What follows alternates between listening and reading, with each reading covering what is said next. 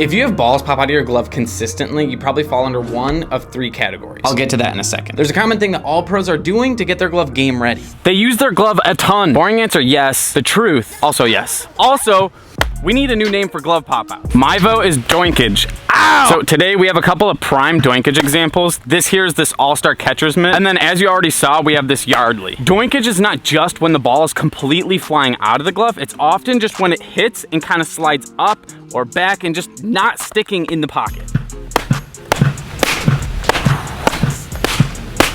In the end, doinkage is almost always caused by the palm itself. Yeah. Those are some good pops. I love this thing. And we're gonna wait for 6 minutes. Let's do this. Depth, depth, depth, depth, depth, depth, depth, depth. He's going 2 in the pinky, finger out. All I wanna do is give him space for the ball to actually sit. This should be easy. What we wanna do is create a lot of depth right behind the pinky, and then also, of course, on the other side where our other pocket is. We're not curling them in like this, but we want this to be sort of like a wall with just a slight flare. All right, I know the glove is wet, so it's like extra stretchy right now, but look at how much we can actually make that ball disappear. I'm actually like a couple days late to getting this guy his glove, so as an apology, I'm gonna give him some bat grip. Of course, Sarna conditioner, and then I think I'm gonna throw in like a hat. I'll have to just like, everything's going wrong. I mentioned earlier that you probably fall under one of three categories. Let's cover those. So 1, 2, 3, what was 2? 2, I didn't know what I was gonna say. For 1, your hand might be too small. 2, the glove itself just isn't ready to play yet. Or 3, the glove is the problem and it's too thick, too stiff. Sometimes this is possible with some smaller companies. This is actually a pretty good example. Side note, you guys, this For Him actually has a new manufacturer. So anyway, these gloves, for anybody like looking at them online, have a different manufacturer. I wasn't a huge fan of this. It's actually really solid, but it's a little bit too thick, too stiff. These finger inserts are like a tank. This glove would last like forever. Point is, if it's too thick or too stiff, it makes it a little bit worse. Knowing which one of these categories you fall under is gonna be a huge first step. We have 2 solutions to this problem, okay? I will cover those in 1 second. First, there is a mandatory first step. I'm forcing you guys to do mallet work. So whether you take a ball and are just smacking, you're using a bat and going like this, or in best case scenario, you have either a mallet or something like a little 5-pound weight, I am making you hit the palm, the palm, the palm, the palm. The main problem with doinkage is the palm, so when the ball hits, you want it to be just soft enough to where it's absorbing impact, right? What's happening here is the ball is hitting and just wanting to fly off in some other direction because it is too stiff, too hard, not broken in. Here's the big thing. We can hit the palm just face on like this a ton and hit it as hard as you can. If you're using a ball like this, it's gonna hurt, honestly. That's why I'm using this bad boy. Here's the problem, the leather flexes in multiple directions, so what I want you to do is then hit the glove from just different directions, but aim for that palm. So put the glove on its side and hit here. I'll just show you guys some more. This time I'll grab our bat. We're still going for the palm, just on the back side of the glove. I'll do some work on the catcher's mitt too, because you guys don't get enough attention. Thank you, Bulldogs, we love you. I'm gonna hit this glove a bunch, and then I'm gonna talk about our 2 solutions. Solution number 1 is actually super easy, but we need hot water. Let's go. What video was it? We were in here for like 2 years ago, right? I think in the original video I said if it's too hot for you to touch, but not too hot for your mom to touch, then it's the perfect temperature. Doing the hot water treatment is pretty basic. You just use hot water and you cover the glove. I personally don't like to soak it in hot water. I like to just cover it, so I use a mug. In general, the water should be hot enough to where you can't just keep your hand in it, but it should not be boiling. It's almost like the water that your mom uses to clean the dishes. Just somehow she touches it, but we don't know how. We want to break the glove in evenly, so yeah, we're doing a ton of focus on our palm, but also give a little bit of love everywhere else, like the heel, the hinges. I hope that makes sense. Now that we did that, we have to go play catch while the glove is still wet. Solution number 2 is actually a little bit uncommon for me to suggest, and it's because we're using glove oil. I mixed glove oil in here, and this helps a ton for actually applying it. If you let glove oil touch leather, it just soaks it up immediately, and it leaves like an awkward stain. It just looks bad. I wish I had a Ziploc bag to like show.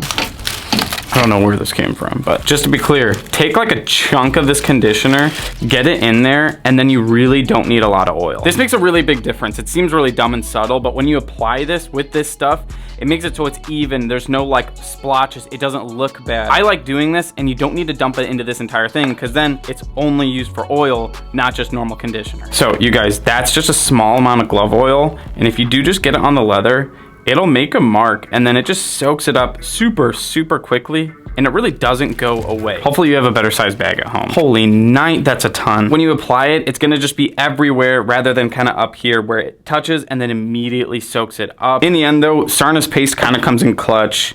Definitely a fan of this method. That's kind of a lot already, so I'm just gonna use this here, kind of spread it around to start.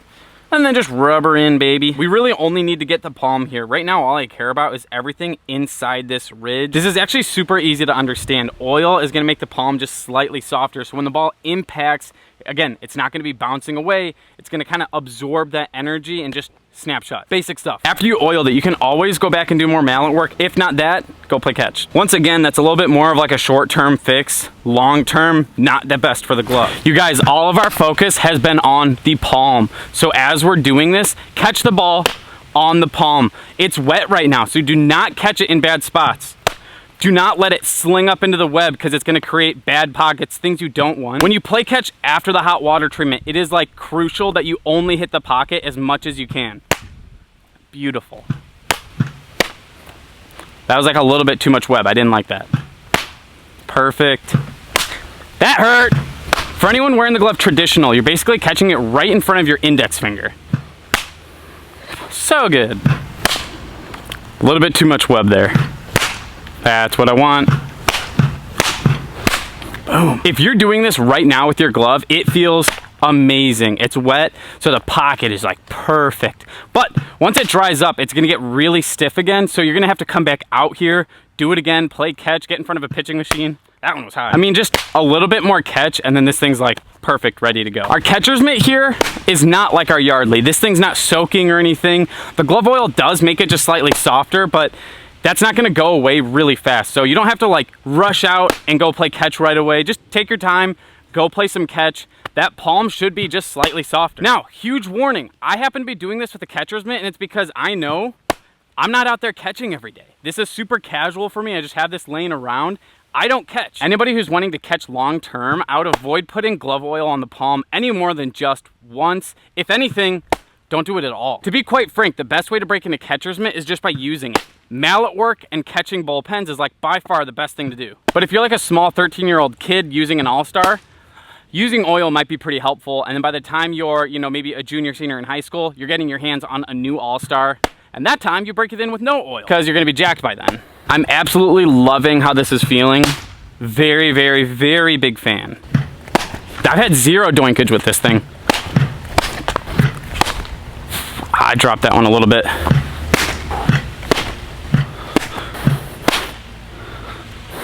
For a large chunk of you guys, this is what you're gonna wanna do. You wanna use the hot water treatment because it's just a little bit safer for your glove. Glove oil technically never really leaves the leather. Once oil goes in, it doesn't go away. So that's why I'm not huge on this. Sometimes it's worth it, especially if you're one of the guys out there who have one of those small brands with like crazy stiff inserts and leather. That's where the oil sometimes does come in handy. My most recent example of that was actually from an Academa. That thing was just so incredibly thick and stiff. I'll even take some traditional here. A little bit of a smaller pocket. It definitely has a little bit more doinkage going on when I'm going traditional, but when I'm going like 2 in the pinky, really it's 2 in the ring finger, this thing feels money. And that's how I want to wear the glove, so I'm really not worried about traditional right now. I mean, yeah, everything I'm catching right now is just sticking, sticking, sticking. Camera overheated. Who cares? It's super hot out, I kind of understand. But I want you to see, we have zero doinkage going on. That ball was a little high, let's get another. Boom. Boom. Another one. Boom. I love this thing, let's go. That was like fantastic results from both this and our Yardley, but granted, We gotta let this thing dry before we have like 100% final results. In the end, the average person out there should be doing the hot water treatment probably exclusively and then using conditioner afterwards. But for the select few who either have really tiny hands or struggling with like stiffer leather, or like I said, smaller brands with just extra stiff gloves, glove oil comes in handy sometimes. It's not my favorite thing to use, but it works. Just to update you guys, the Yardley feels great. I think it needs a little bit more work before it's like game ready, but the pocket is there now, which is a huge step up. If you want to see more on this glove, check out the video where I FaceTime JT to see how he breaks his glove in, because at one point he was gaming a Yardley. Nowadays he's actually rocking a Wilson, but fun video, go check it out.